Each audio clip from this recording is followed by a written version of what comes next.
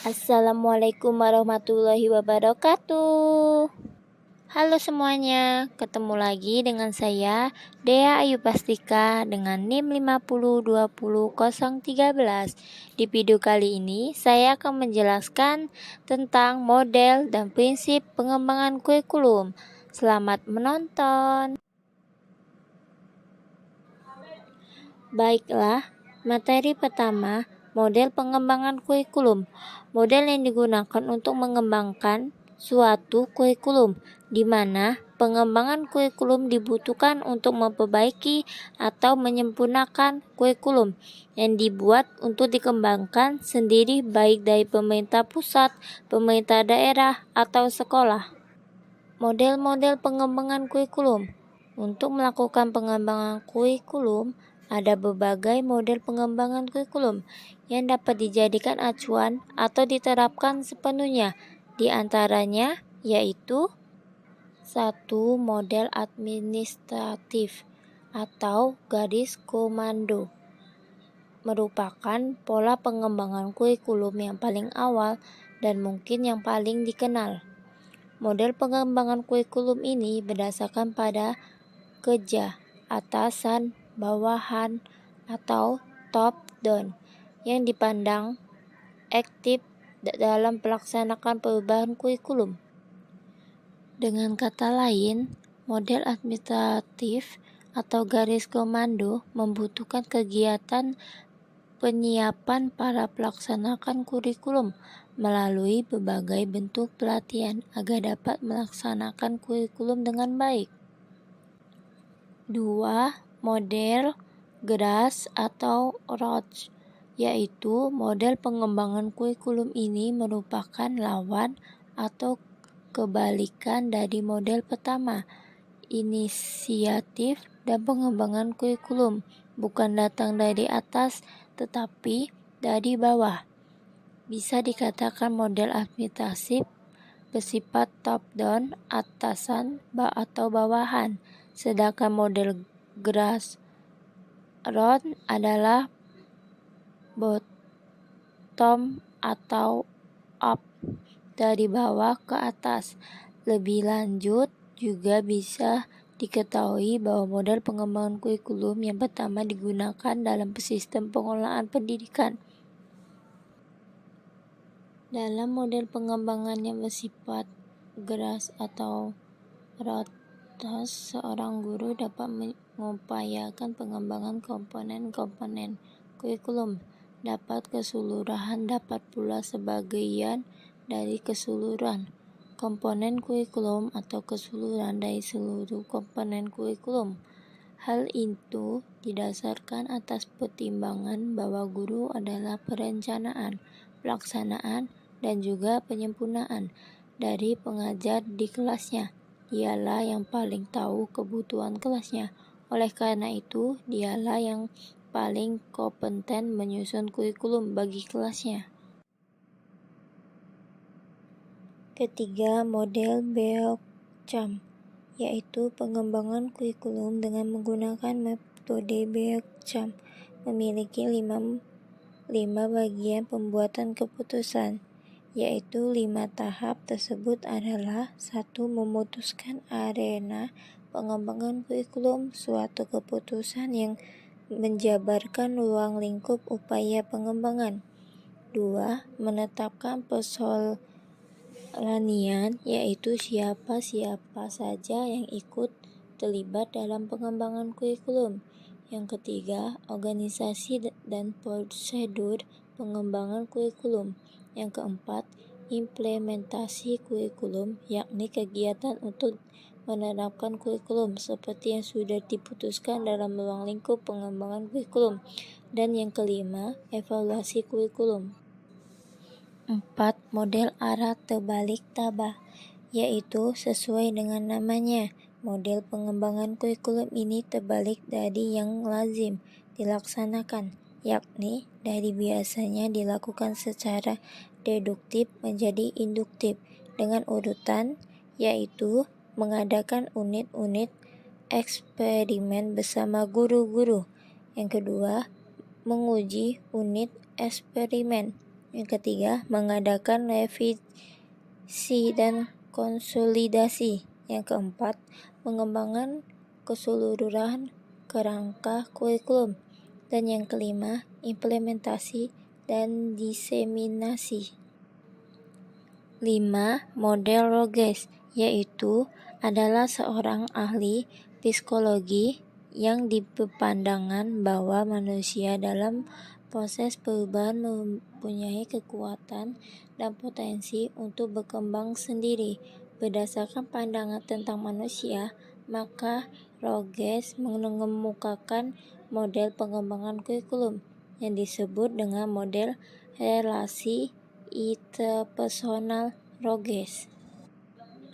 Rogers lebih mementingkan kegiatan pengembangan kurikulum daripada rencana pengembangan kurikulum tertulis, yakni memulai aktivitas dan interaksi dalam pengembangan kelompok, interaktif dan yang dipilih.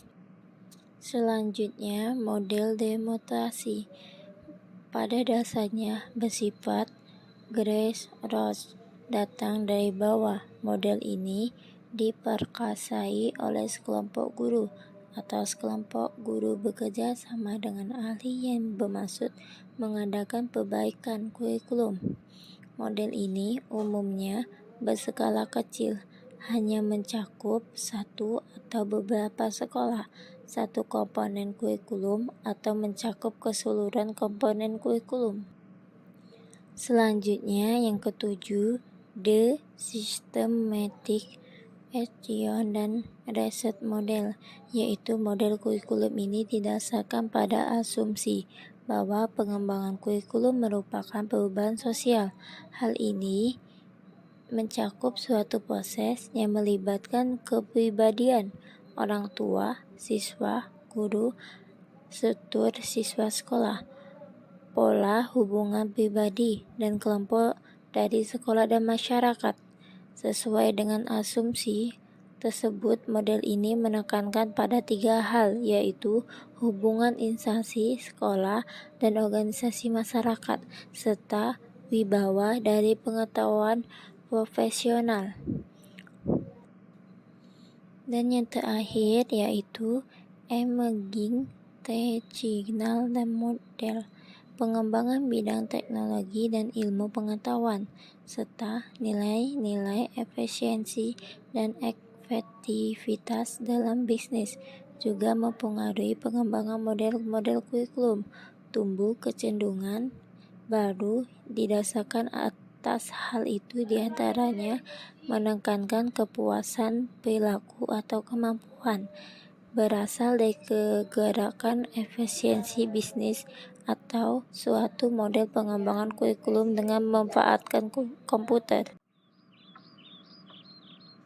Selanjutnya, pengembangan kurikulum adalah sebuah proses yang merencanakan menghasilkan suatu alat yang lebih baik dengan didasarkan pada hasil penilaian terhadap kurikulum yang telah berlaku, sehingga dapat memberikan kondisi belajar mengajar yang lebih baik. Dengan kata lain, pengembangan kurikulum adalah kegiatan untuk menghasilkan kurikulum baru melalui langkah-langkah penyusunan kurikulum atas dasar hasil penilaian yang dilakukan selama periode waktu tertentu. Pada umumnya, ahli kurikulum memandang kegiatan pengembangan kurikulum sebagai suatu proses yang kontinu, merupakan suatu siklus yang menyangkutkan beberapa kurikulum, yaitu komponen, tujuan, bahan, kegiatan, evaluasi. Prinsip-prinsip pengembangan kurikulum menjadi 8 macam, di antaranya prinsip berorientasi pada tujuan.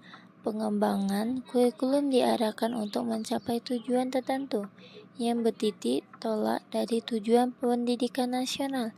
Tujuannya, kurikulum merupakan penjabaran dan upaya untuk mencapai tujuan satuan dan jenjang pendidikan tertentu. Tujuan kurikulum mengandung aspek-aspek pengetahuan, keterampilan, sikap, dan nilai yang selanjutnya menumbuhkan perubahan tingkah laku peserta didik yang mencakup 3 aspek tersebut bertalian dengan aspek-aspek yang terkandung dalam tujuan pendidikan nasional.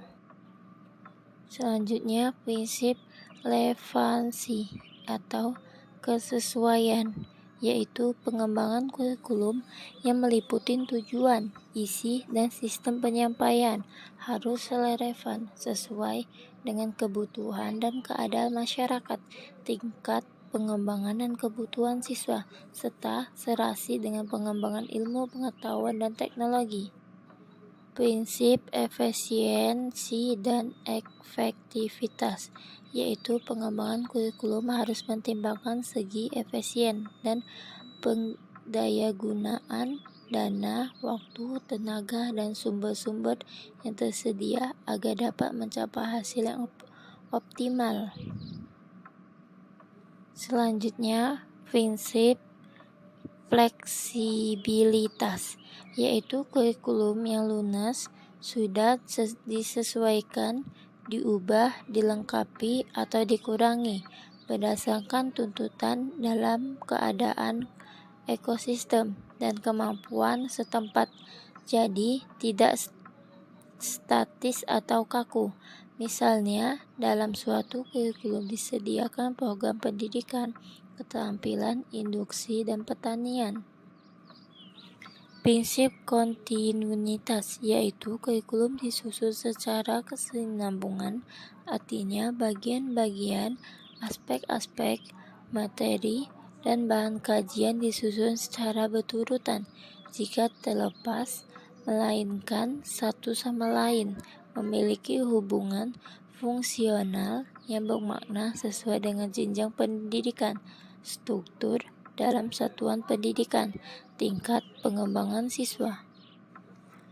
Prinsip keseimbangan, yaitu penyusunan kurikulum memperhatikan keseimbangan secara profesional dan fungsional antara berbagai program dan subprogram, antaranya semau mata ajaran, dan antara aspek-aspek perilaku yang ingin dikembangkan. Prinsip keterpaduan, yaitu kurikulum dirancang dan dilaksanakan berdasarkan prinsip keterpaduan, perencanaan terpadu, bertitik tolak dari masalah atau topik, dan konsistensi antara unsur-unsurnya. Dengan keterpaduan ini diharapkan terbentuk pribadi yang bulat dan utuh. Di samping itu juga dilaksanakan keterpaduan dalam proses pembelajaran, baik dalam interaksi antara siswa, guru, maupun antara teori dan praktek. Dan yang terakhir yaitu prinsip mutu. Pengembangan kurikulum berorientasi pada pendidikan mutu, yang berarti bahwa pelaksanaan pembelajaran yang bermutu ditentukan oleh derajat mutu guru, kegiatan belajar mengajar, peralatan, media yang bermutu. Hasil pendidikan yang bermutu diukur berdasarkan kriteria tujuan pendidikan nasional yang diharapkan. Baiklah, itu saja yang dapat saya sampaikan. Lebih kurang mohon maaf. Saya akhiri. Wassalamualaikum warahmatullahi wabarakatuh.